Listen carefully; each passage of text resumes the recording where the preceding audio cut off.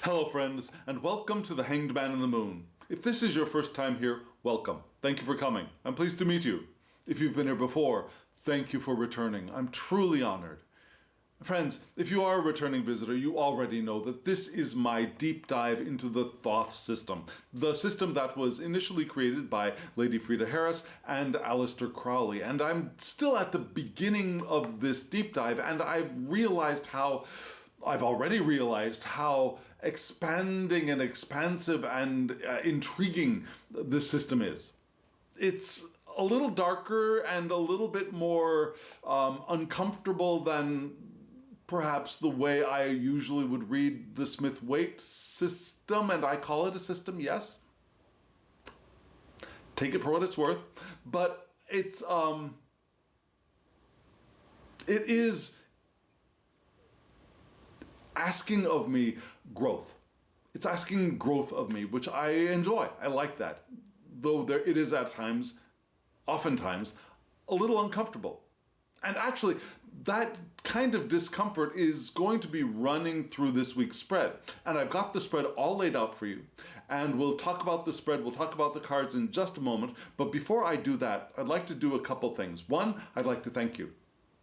I'd like to thank all of you for hitting that thumbs up button and for subscribing to the channel. It really does help me, the channel, and it helps get the videos out in front of the eyes of other people. And so I'm deeply appreciative of you for doing that.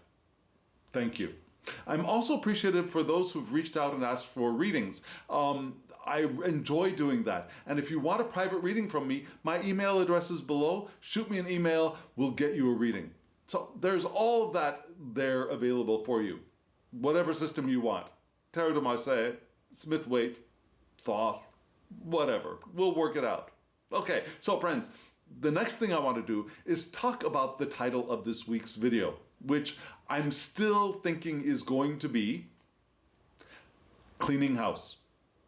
Now, when I say cleaning house, I'm actually thinking of not the weekly cleaning of the house, but more like spring cleaning. And maybe I'll go with spring cleaning, but probably not, because this is not going to be coming out during spring, and so that feels a little uncomfortable. I'll probably just keep it with cleaning house.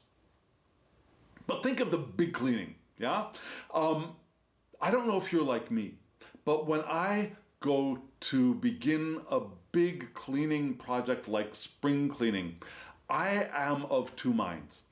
Part of me is filled with trepidation at the task that lays ahead and feels uncomfortable, and there's that.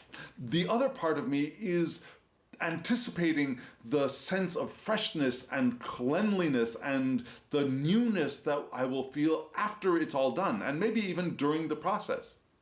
Once the process begins, things start to go nicely, but it's that point before we begin that I think this spread is pointing to. Do you know what I'm talking about? Have you felt that? Have you felt that, yes, I want to start, but starting is not what I'm ready for, but I'm going to do it. I'm going to do it. You know? So, I think that's the direction that this spread is pointing towards, and not necessarily only about cleaning our physical living spaces. I think we've got some cleaning up to do within our mental, emotional, libidinistic, and our work lives, our health lives, yeah? In all of our realms, our spiritual lives. I think that's where this spread is pointing to, and so we're going to discover whether I change my mind as we read the spread together. So friends, what are we going to do? We're going to look at the spread, and then I'll talk about the spread briefly, and then we'll tear that spread apart and we'll read it in its bits, and then we'll put it all together and we'll enjoy the process, I hope. So friends, here we go. Here is the whole spread for you right now.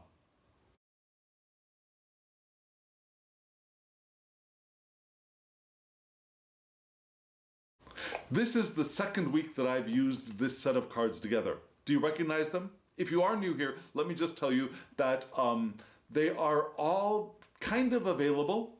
The deck that is from the Harris-Crowley line, the Thoth deck by Aleister Crowley and Lady Frida Harris, is available, but not in the form you saw.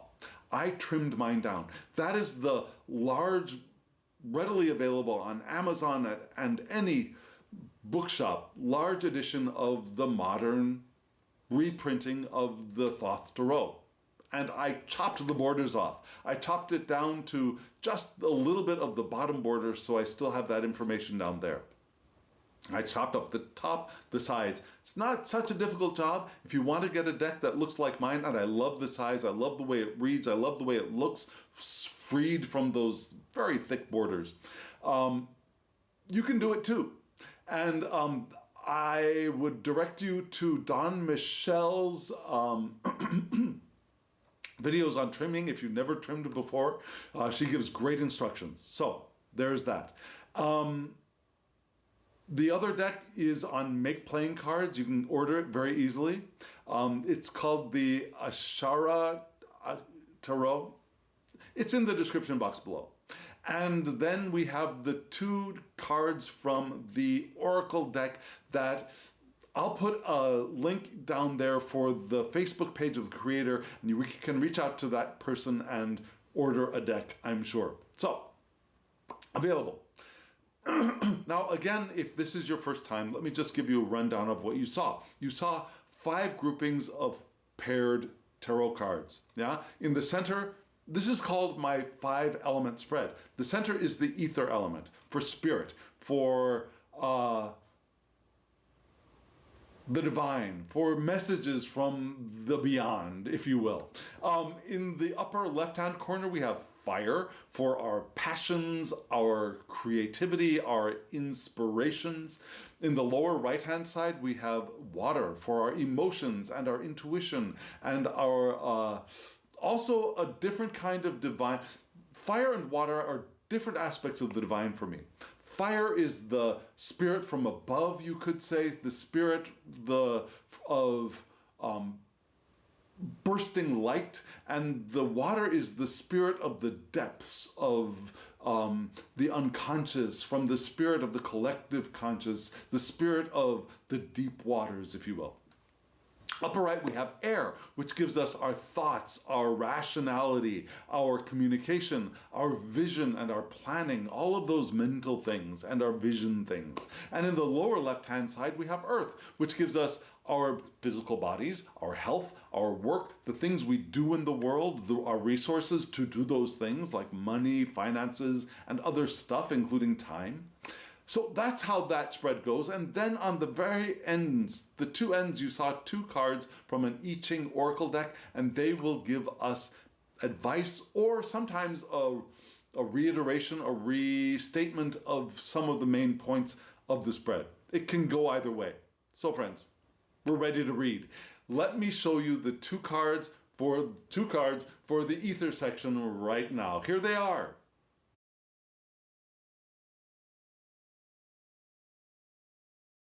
Here we are in the ether portion of the spread. And you saw from left to right, we have the 7 of Cups and the Emperor. Now, I mentioned that I'm working with elemental dignities, right? Fire and water. The Cups is water, clearly. The Emperor is associated with Aries, which is a fire sign.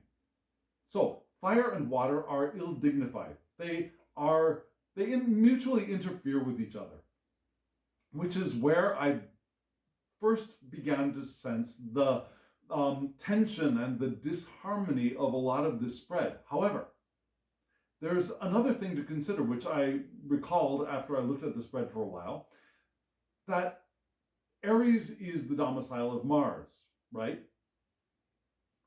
Also, the 7 of Cups, if we looked at the association there, the 7 of Cups is associated with, in this deck, and in most of the Golden Dawn decks, is associated with Venus in Scorpio. Now, for me, Venus is not a natural planet for Scorpio. Scorpio, the natural domicile for Scorpio is the natural domicile for Mars is what I'm trying to say. Yeah? So Mars belongs in Aries, which we got in the Emperor card, but we've also got the domicile of the more mature Mars in Scorpio. So we have Mars linking both of these cards in a way. We also have, there's also another kind of harmony that I'll point up in just a little while. But first, let's start off with the Seven of Cups, because now, in the Smith-Waite deck, I don't know how you see that card, but for me, the Seven of Cups in the Smith-Waite deck is a much more positive card. Yeah, you see that guy from the back. He's looking at the seven cups floating in the air. One of them has jewels in it. One of them has a castle. One of them has a ghost. One of them has a dragon. And what I see in that card is potential, possibilities, things that we can choose from. Now, some people see it as a card of illusions and confusion, but for me, I see possibility and potential. Yeah, it's living the intentional life.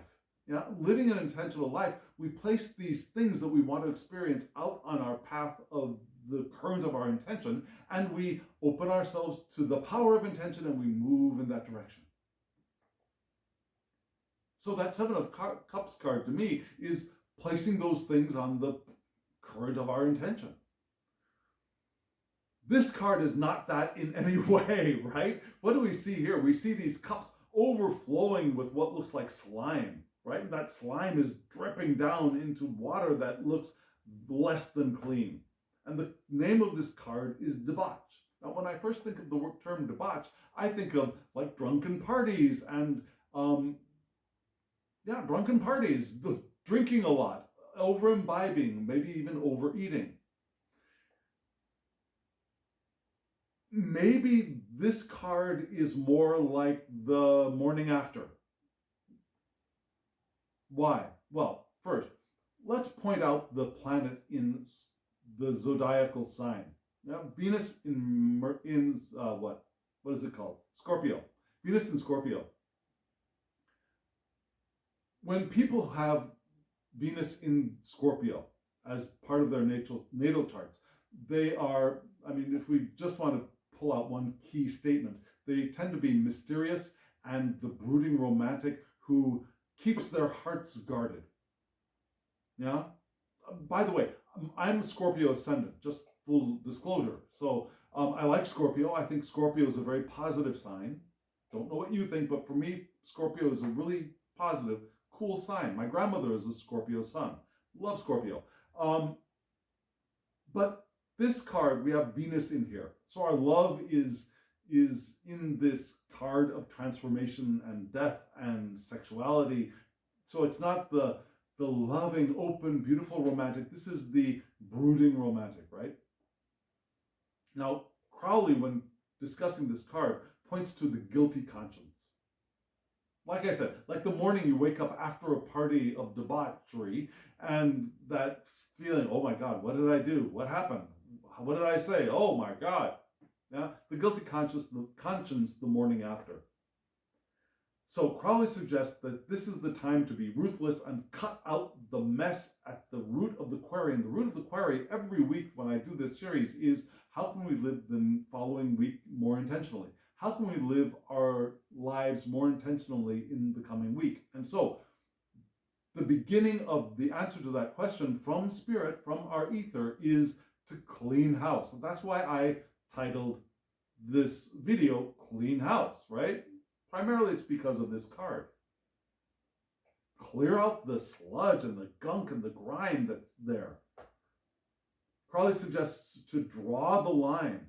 Throw out the baby with the bathwater. We usually say, don't throw the baby out with the bathwater. This is the time to throw it all out.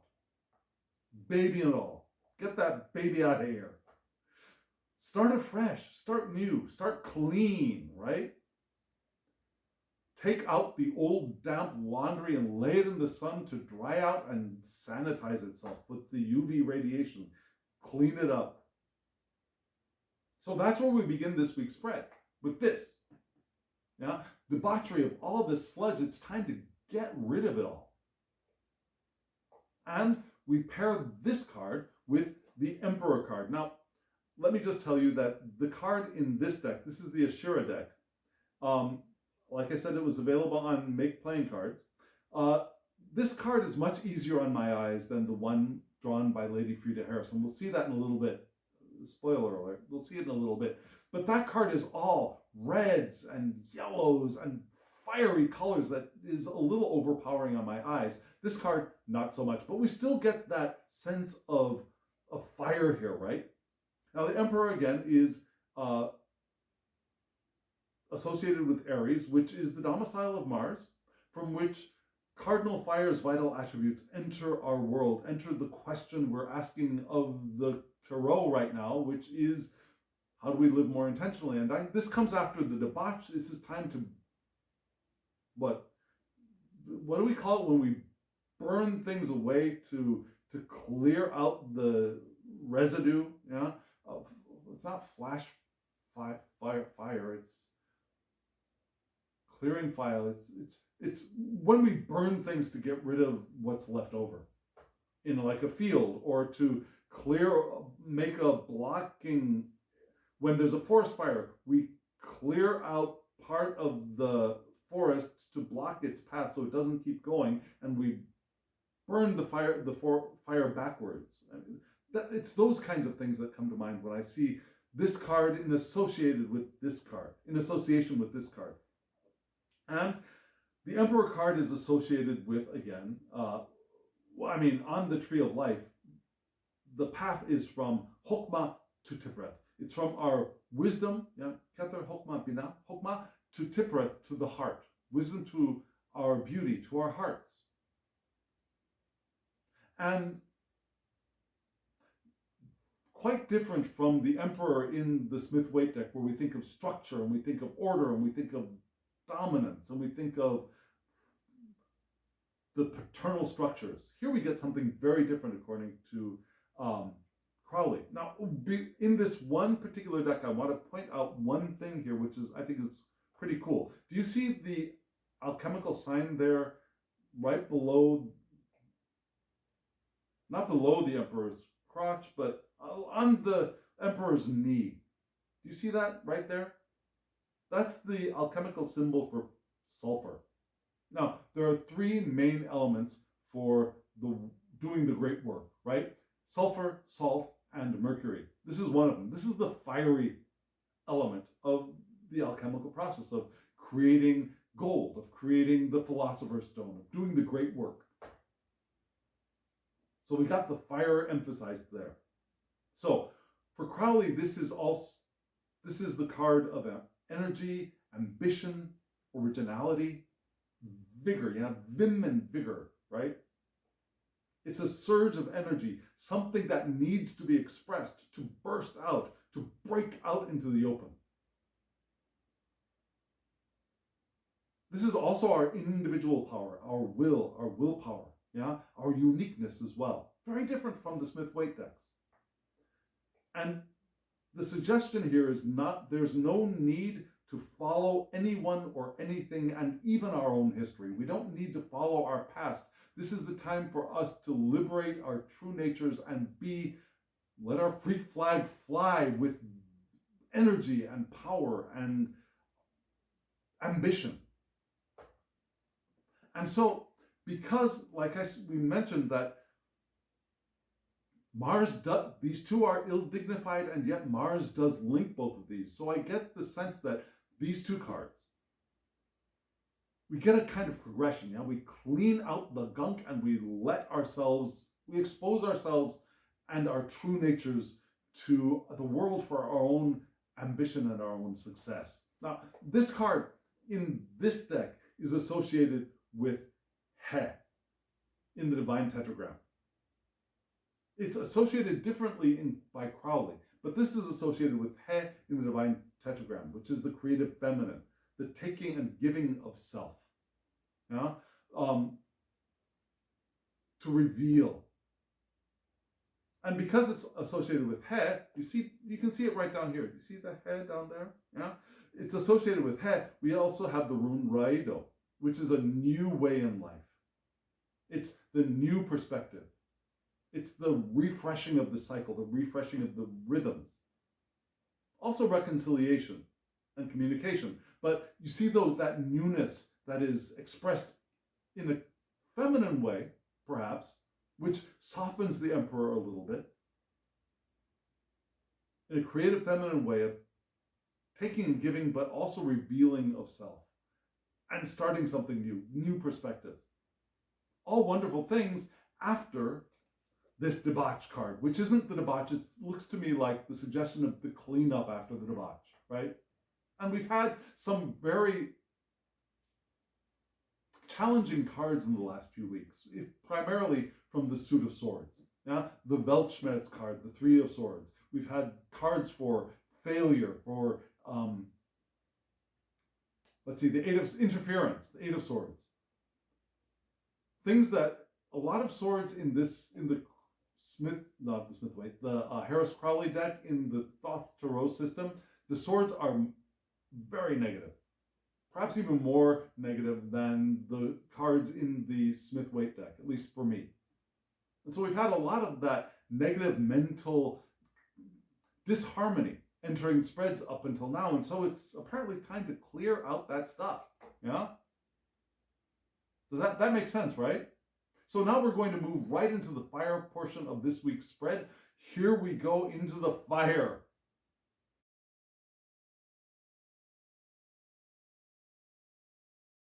In the fire portion of this spread, you saw, left to right, the Emperor. I told you, the Emperor. And then the Three of Cups, which is abundance. Fire and water. Ill-dignified. And we don't have that linkage of Mars here. So, we've got more tension here. And I think this is perhaps where I got that feeling of, or that feeling where before you begin, there's that sense of, oh, this is going to be hard, this is going to be difficult, and then, but I know it's going to be good afterwards, but I don't want to start that tension there.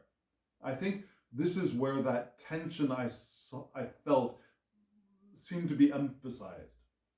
So we start off with, like I said, the Emperor card, and this is what I was talking about, being difficult on my eyes. I don't know if you can see why here over the camera. It might look softer to you over the camera, but in person, to me, this card is just, oh, and the white as well, that little burst of white by the Emperor's chin just makes it so much more uncomfortable to look at, because it is so like staring into the sun. Which I would think would be a Leo card, but just saying. So we've got this beautiful, but still the artwork is beautiful. It's just the colors that for my eyes are overpowering. And again, the Emperor is associated with Aries, which is the domicile of Mars, from which cardinal fire's vital attributes enter our world. However, in this deck, it does not connect Chokmah and Tiphereth. It connects Netzach and Yesod. Netzach is victory, and Yesod is foundation. So it connects our overcoming obstacles and our base from which we will manifest. Why? Because Crowley switched the Star and the Emperor cards to match up his conception of the zodiacal attributions, etc. He switched those two cards on the Tree of Life. Which, if that's not important to you, it doesn't really make much difference, but he did do that. So, because he did that, the association here is not he, but rather tzadeh, which kind of looks like a Y with a funky bent old tail. Just my description of it. Tzadeh, which is a javelin or a hook, something you would think of, perhaps if one of the people in the major arcana was going to use a javelin, it would probably be the Emperor, right? And because this is Tzadeh, it's also associated with Berkana, the rune, which is new beginnings. We do get new beginnings here. Fertility, regeneration. So, there are some similarities. And Berkana is a feminine rune, you might say. Now, this birth is also associated with Berkana, which is not associated with Raido, right? So we do have a little bit of softening with the rune, just as we had softening with the Hebrew letter He in the first Emperor card that we saw. So again, what do we have here? Energy, ambition, originality, vigor, right? Yeah? Surges of energy. No need to follow anyone. Individual power, our willpower, our uniqueness is here in the fire, where it would naturally belong. But it's followed by this card here, which is a beautiful card. It's a lovely card. Love the dolphins, right? And one thing I wanted to mention about this particular, I'm sorry, backtrack, this particular card is the artwork here. Here we have what? We have, do you see the lamb with the flag down here? It's on this side. I'm sorry. It's on this side. The lamb with the flag. Crowley points to that not as, well, he does recognize the Christ symbol, Christ the Lamb of God, victorious with the flag. But he also interprets the lamb as us, the blind followers, and the flag as an indication of authority. So, for him, the lamb with the flag, right down there, the lamb with the flag is the masses' docile, blind following of authority, whatever that authority may be. It could be the church, but it could also be governments. It could be academia. It could be the corporate structure that you may be involved in. Even if it's a small corporation of a family-run business, there's a structure there, right? Blindly following it, being the docile follower. But we also have bees on the emperor. I don't know, it might be difficult to see that. The bees. For Crowley, the bees are potential power, industry, government, organization. So we've got the emperor being the government, the organization, that authority, and the lamb here being the blind, docile follower. So who are we going to be? Are we going to be the blind, docile follower, or are we going to be the bees, doing the work, generating power, industry, being part of the organization? Which I guess does kind of echo back to the Smith-Waite emperor a little bit. But still, there's that in the symbol, but the directly transmitted meanings are more individuality and our individual power and our surging of energy and our vigor, newness, freshness, breaking open. Again, followed by this very intriguing rendition of the Three of Cups for the Thoth deck. Here we have Mercury in Cancer. And Mercury is not a natural inhabitant of Cancer for me, but it is the partner of Jupiter. And Jupiter does belong in the third decade of Cancer, which would be the Scorpio, which would be the Pisces decade of Cancer, which would give us the mutable aspect of cardinal waters, vital attributes, but we don't get that here. We do have Mercury in Cancer. Now, people who have Mercury in Cancer, they communicate gently. They become intimate and vulnerable, perhaps more readily than others.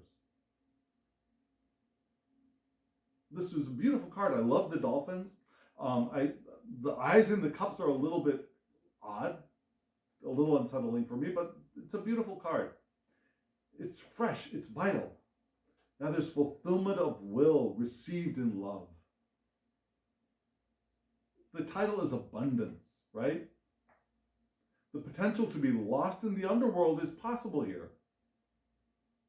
Especially the artwork, with the artwork drawn by Lady Frida Harris, where these three cups are all pomegranates, right? We remember Persephone, who goes down into the underworld and becomes the partner of Hades.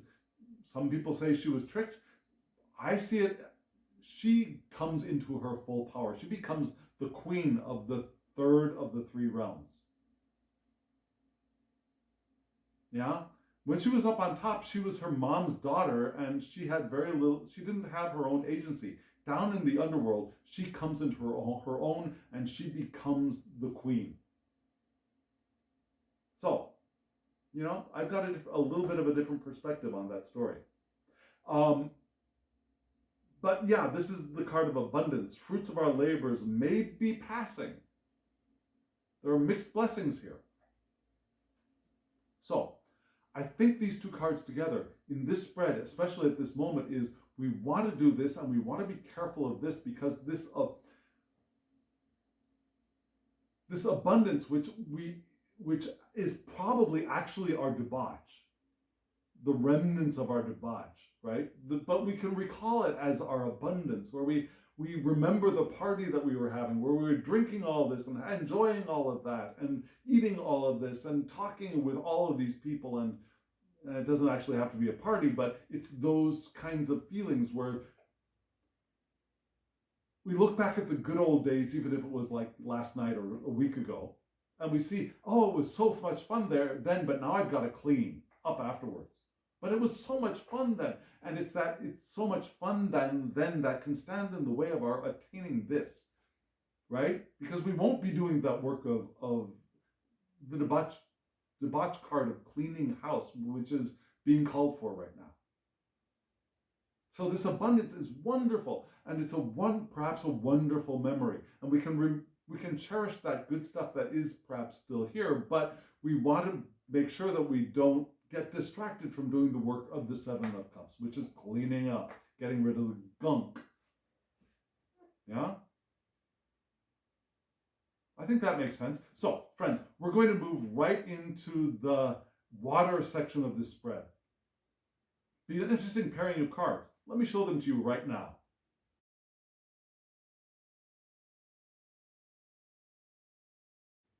Here in the water section of the spread, we had the Hierophant and the Princess of Cups. Hierophant, Princess of Cups. The Hierophant from Lady Frida Harris's deck, and from the Ashira deck we have the Princess of Cups. Interesting cards. Very interesting cards. We start off with the Hierophant. Now remember, this is the water section. So the Hierophant is earth, and the Princess of Cups is water. Earth of water. So no ill dignities here. Our emotions, if we follow the guidance, are beneficial. Yeah? Earth and water, they raise each other up. They feed each other.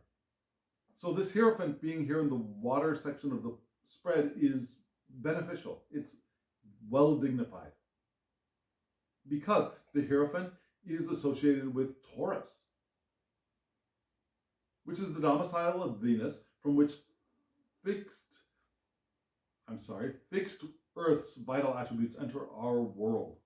Fixed Earth's vital attributes through Taurus. And Taurus is what?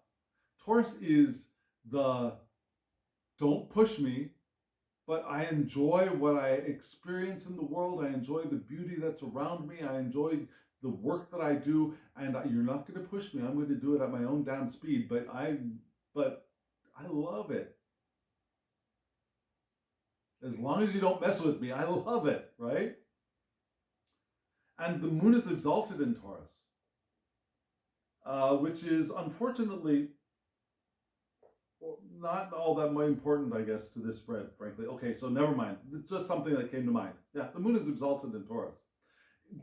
The Hierophant, however, does connect Chokmah and Hesed. Chokmah and Hesed, which are both on the father pillar of the tree of life, the way I read the tree, connects our wisdom to our loving kindness. Beautiful thing. And because this is the card it is associated with Vav. Yeah? You know the tetragram, right? Yod, He, Vav, He. The two He's, which we saw in the first Emperor card, are the feminine aspects of the divine. And the Vav, which is here, the Vav is the second masculine aspect of the divine. And the Vav, which kind of looks like just a letter I, is the symbol for a hook or a spear. Something that you use to secure something else, like a tent peg. You could also think of it as a tent peg, or to add something to something else. And it's also associated with kanaz, the rune, because Vav and kanaz line up with each other, which is enlightenment. It looks like a greater than symbol, yeah? I'm sorry, no, it looks like a less than symbol, the other way. And it's a good card for the hermit. I mean, it's a good symbol for the hermit, but it also works for the Hierophant, I guess. It's the rune for enlightenment, for visions, revelation, inspiration, wisdom. And I also, when I see that rune, I always think of the Hierophant, not the Hierophant, the hermit in the Smith-Waite deck. But here the rune is associated with the Hierophant. So we've got the Hebrew letter which joins things, attaches things, also gets food with spears and hooks. But we also have the rune for enlightenment and visions and revelations. Adding things, we add our revelations, we add our enlightenment to our process perhaps. And for Crowley, the Hierophant is, strangely enough, rebellion against the status quo, which is good because that's what the Emperor, I think, is calling us to do. Yeah, the Emperor and the Seven of Cups together, the Seven of Cups and the Emperor together, clear out the gunk and do you-boo, right? Rebellion against the status quo is a good way to translate that, I think. We're asked to be open, to feel the truth of the now. Listening and receptivity are going to be very beneficial for us now. Very different from the Smith-Waite Hierophant, right? We're asked to breathe in and assimilate. We might encounter an utter change of our beliefs with this card, though. From a fixed belief to a detachment of belief, perhaps even. Which could be part of that cleanup of the debauch. Maybe the cleanup part of the cleanup that we're being called to do is with our beliefs, with our belief systems. What beliefs are standing in our way right now? What do we want to get rid of? The card is also for, like other Hierophant cards, other High Priest cards or Pope cards, teaching, long-term planning perhaps, endurance and patience. It's the bridge between the conscious and the unconscious, which I would often think of as the High Priestess, but Crowley indicates that here too. The transition into a new age, which we get in the different figures here. We have the old world gods and the newer world gods preparing the way, the path for the new eon to come, which will come in the eon card, which is the judgment card in the Thoth system. So we've got all of this, the being open, being receptive, like Venus in Taurus might be, being open, feeling the truth of the now, letting go of the past, our old beliefs. And in that we get that rune of enlightenment, right? Of visions and inspiration and wisdom from being receptive. And Venus is a very receptive planet. And so we move right into a very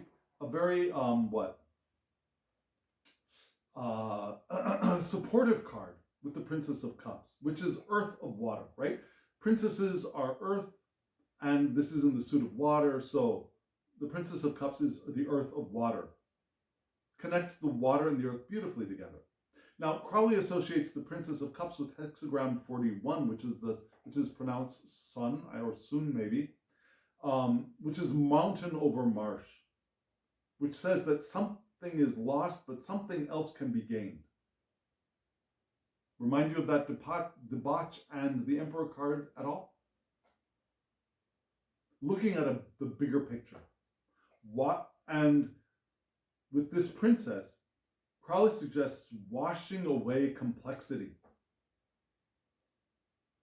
combining our passions and reducing them to their simplest structure.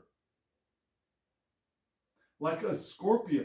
Okay, so the Scorpio of the Seven of Cups is coming to my mind here, because when I think of Scorpio, I think of the emotions coming together into a crystal or a diamond that shines piercing light on whatever it focuses its attention on, which can be very uncomfortable for the thing that is having that light focused upon it.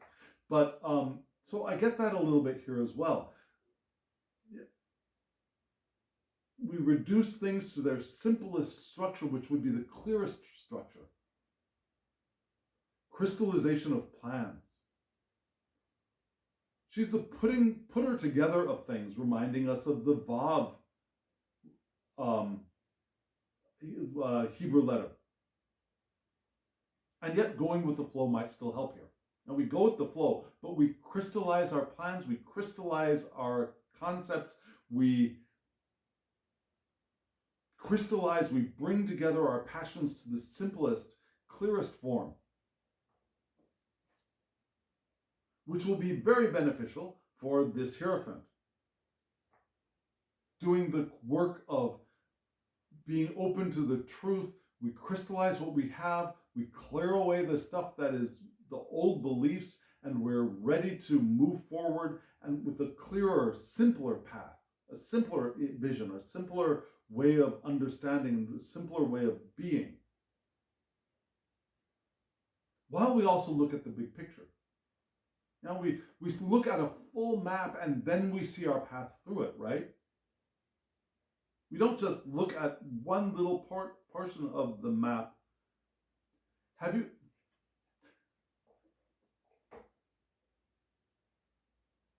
There are some navigation devices which are a little bit uncomfortable for me. When all that they show you is the path that you're going to take. I'm from the generation where you got a full map and then you found the course through the entirety of the terrain. I like seeing the whole thing and then seeing the path, the course through it, rather than just the course being laid out for me by something else. Does that make sense? And it's not even so much the agency as seeing the bigger picture and the detailed, focused portion of that larger picture. Yeah? So I think these two cards together give us that. We look at the broad landscape and we focus and we're open to receiving and we bring it together into the simplest form. The clearest form. The diamond. The diamond sutra, maybe. Okay, anyway, so we're going to move on to air right now. Here are the two cards for air.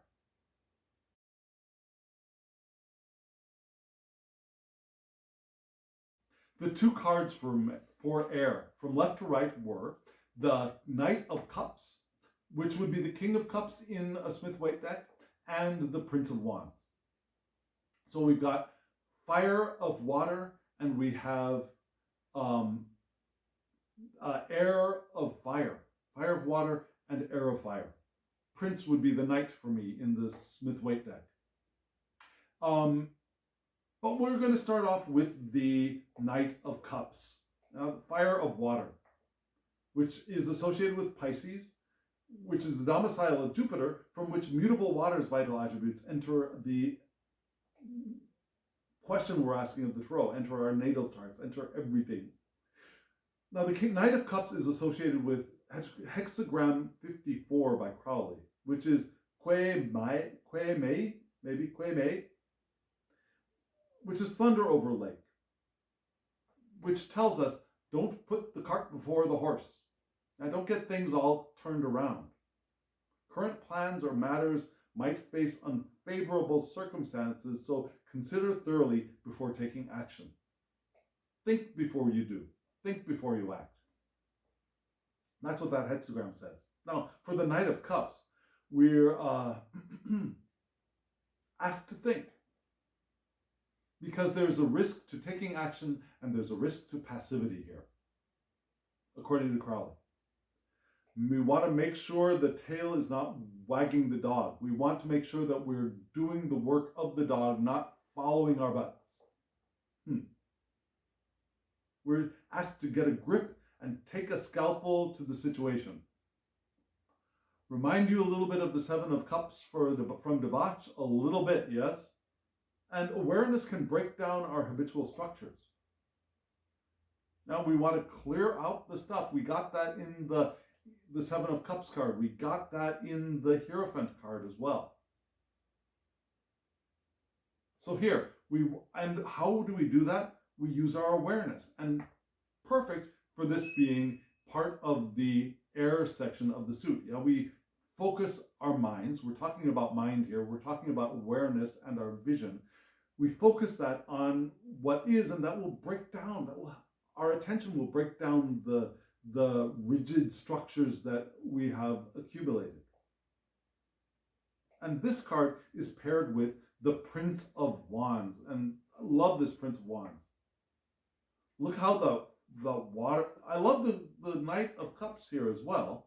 Love the blue. I love the sense of the knight's wings cupping the knight's back. I love that the knight is holding what looks like a crab inside of the cup, even though it's associated with Pisces. Do you see the crab up there? Where is it? Up here? Inside of the cup, inside of the grail. And yet it's associated with Pisces. Here, this card is associated with Leo, and do you see that the knight is coming out of the mouth of a lion? Gorgeous, fiery card, but easy on my eyes. So the Prince of Wands is associated with Leo, which is the domicile of the sun. My sun is Leo, just saying. From which fixed fire's vital attributes enter our world. Fixed fire's vital attributes. So we had mutable water and fixed fire. These two are not simpatico. Fire and air is wonderful. They build each other up. Water and air is okay. They're neutral. But these two cards together are not the best of pals. Now, we have fire of water and we have air of fire. So I guess that fire of, in both of these cards, the fire of the knight and the fire of the wands, I guess they can link each other, these two together a bit. Who is this? Well, according to Crowley, this is associated with hexagram 42, which is wind over thunder. The pronunciation is yi. Wind over thunder, which means for us, one who contemplates work of stupendous virtue, seeking to benefit all below. But there's a danger from others in this success, yeah? That jealousy factor.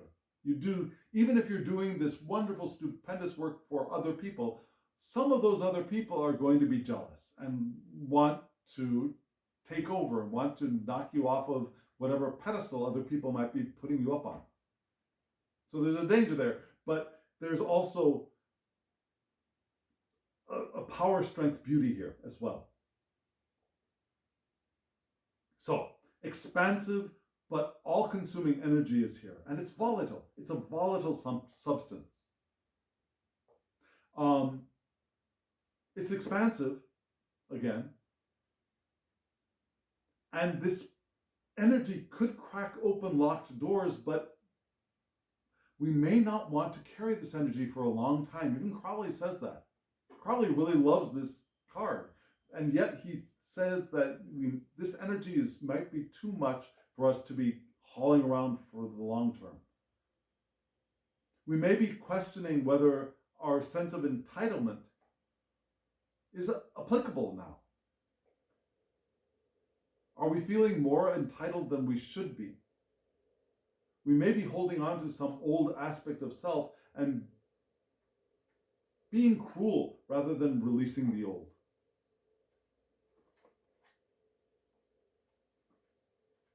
So this being ill-dignified with this card tells me that I think we want to do this,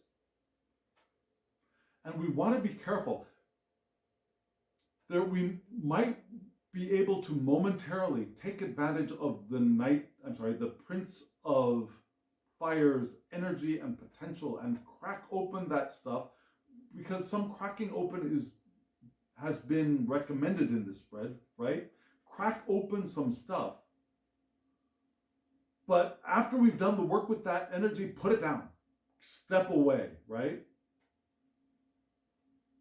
Because it'll burn us up. Because it's ill-dignified, especially. So we can use the tool, use the chainsaw, cut it open, but we turn the chainsaw off and put it away. I think that's what this is indicating with these two together. Does that make sense? I hope so. So friends, yeah, we're going to move right into the earth right now. Yeah. So here are those two cards.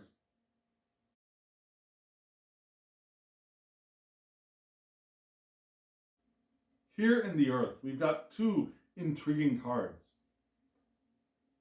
And they are ill-dignified. Here in the earth, we start with the 10 of discs, not ill-dignified. Wonderful card. And then right next to it, we have the 8 of swords. Ill-dignified. Earth and air are ill-dignified. So the 8 of swords, which is not the happiest card in the pack anyways, is not going to be helpful for us. Something to be careful of. But we start off with a fairly good card. Yeah, the 10 of discs, we're wealth. You notice that those discs are in the shape of the tree of life, right? And let me just double check. Yes, except for one of these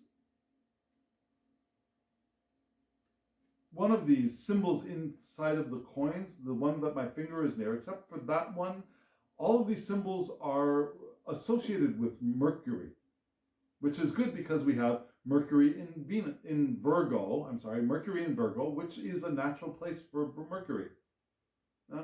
Virgo is the domicile of Mercury. So we do have mutable Earth's vital attributes entering our world. We had right above, up and to the right, we had mutable water. Here we have mutable Earth. So Crowley points to wealth and its application. Virgo's like putting things to use, right? Wealth and its application. Look intelligently at what we can accomplish with the wealth and the world that is available to us. Look at the resources around us. Look at what we have. Look at our abundance, those things which are abundant and are not the sludge of which we want to get rid of, but those things which are our abundance, and we want to put them to use, or else they could stagnate and become this more sludge, right? This is also the completion or end of a matter. Completion of a cycle. We had that idea already. We have a wealth here, a wealth of resources, time, money, love, other resources. Yeah, love is a resource. Time is a resource as well as money. So, it has all been received. What are we going to do with it is the question. So it doesn't become inert. So it doesn't become that stagnant sludge from the debauch card. Remember, we're at the bottom of the bottom tree of life here. We're at the final manifestation of Earth in Earth, and it's time to gather our stuff up, gather our shit together and be ready to jump back up to the top of the fire card with the Ace of Wands. The fire tree. Top of the fire tree with the Ace of Wands. So we've got a leap into a new cycle coming. This is get ready. And how do we get ready? We find ways to put our resources to use.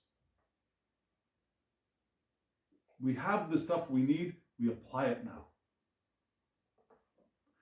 The card right next to it is, for want of a better word, the title of the card is interference. It's the 8 of Swords, where we have Jupiter in Gemini, which Jupiter does not necessarily belong in Gemini in my book, but those who do have Jupiter in Gemini, Jupiter there expands the Gemini. in a positive way, we could get opportunities to clear understanding, open minds to alternatives. Yeah, Jupiter expands wherever it is and brings good fortune and wealth. And so Gemini being the air sign, expanding the mind, new alternatives being realized. But expand it too much and we get the negative side, which is this card, divided mind. Even if it appears to progress, it's about to come undone. We want to be careful of where our heads are. External forces may be causing us problems with our plans as well. So we want to take time to work out what is not happening, who around us might be dragging their feet, who among us ourselves included, could be diverting the issue or getting in the way of what we want to do. Remember, we want to crystallize with the Princess of Cups. We want to find our path. It's time for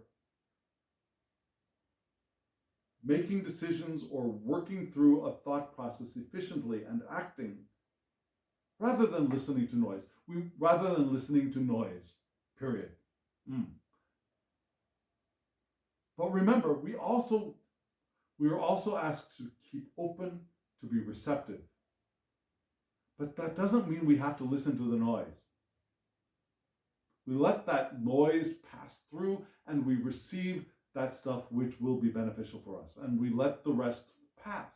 Like standing in a river. You stand in a river, you see some good stuff coming at you, and there will be some crap on the sides, and you don't grab the crap, you grab the good stuff and let the crap flow by you. Wash away. Just like as we flow through with a powerful current of intention, we don't have to grab everything that we're passing by. We let some of that stuff, the noise, pass by us as we keep going. As we clean, but to do all of this, we got to start with the cleaning up of stuff, right?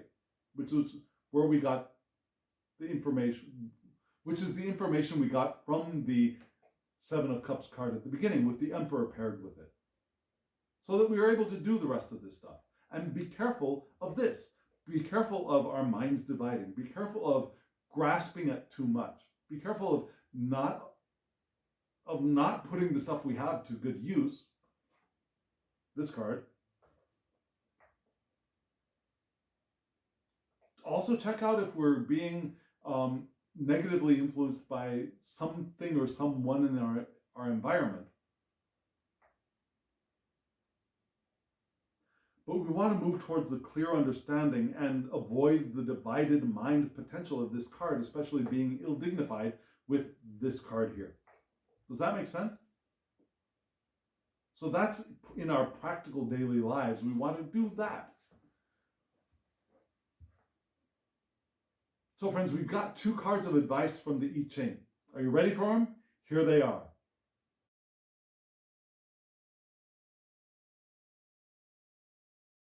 The 2 cards from the I-Ching Oracle are this has happened in the last couple of weeks, last few weeks actually. Let me put these cards back side to side for you to see. Do you notice that color coordination? We've had that for a couple of weeks. The last week they were more tan colored or beige colored backgrounds. Now we've had other colored backgrounds. These 2 are the stark charcoal gray and black background, right? But that doesn't necessarily mean that these are negative cards. Actually, they're kind of positive, which is interesting with the color choices. But, and I maybe hope there's going to be a large book coming out with this deck. Well, the deck has already been published and has been released. They are now in the process of, they've done a Kickstarter for a large companion book for this deck, and those books are finished and they're going to be sent out fairly soon. And I hope that in those big books, there will be an explanation of the color choices for the artwork. Why some cards are dark, black, this color. And that not necessarily meaning something negative. Because this is the Marrying Maiden. That's the English title for this hexagram. Marrying Maiden is thunder over lake, which is returning femininity, returning its femininity. It's putting order to our relationships. So this card is indicating that there are challenges on our journey. Current plans may face unfavorable circumstances. Reminding us a little bit of that Eight of Swords card, right? And again, we're asked to think thoroughly that the chosen path is correct. Be careful of our decision making, especially regarding others. Very strong echo of that interference card in the ill-dignified position. We're asked to remain patient and wait for the right moment. Weigh all choices and consequences before acting is what this card is asking us to do. So we want to do the clearing up, but the advice is to, and we want to throw the baby out with the bathwater, and yet we don't want to, the advice is don't leap before you check. Not because we don't want it, we might throw away something that we don't want to throw away necessarily, but there might be things in our environment that could knock us off of the path of doing the work we want to do. So maybe we want to check out that our timing is correct, that we can dodge whatever's coming at us before we actually really focus on the work at hand. Because this next card is telling us this is relief. Does it look like relief to you? It's a beautiful card. I don't see relief. This is thunder over water. Very similar. Yeah? The Maiden is thunder over lake, kind of a water idea. This is thunder over water, just plain old water. So this is moving from a state of tension to one of relief. So I think this is saying if we do this, then we can do this. The alleviation of stress and dilemmas. With the right methods and attitudes, with the right methods and attitudes, we can have positive effects. There are risks in actions, but danger can be avoided. Especially if we do this first, right? If we look before we leap, we check out what's really going on. Are we really choosing the right time and the right path? Our wisdom and our capabilities must be employed in doing this work. And what are we doing? We're going to shed burdens. We're going to release tensions. We're going to confront our challenges and adopt suitable measures. We can do that. That's part of the Seven of Cups card from the Thoth Tarot. And to do that, we want to maintain our calm and serenity. Refrain from rash actions. And remember, we had that bit of rashness in the Prince of Wands, which was ill-dignified. And said, okay, so we got this powerful tool. Use it when appropriate and put it down. Because if we keep holding on to that, we will not maintain our calm, we will not maintain our serenity. So to maintain those, use it, put it down. As we do the work of clearing out the sludge of the Seven of Cups and revealing our truths of the Emperor, our uniqueness, our willpower, our energy being revitalized is all part of that.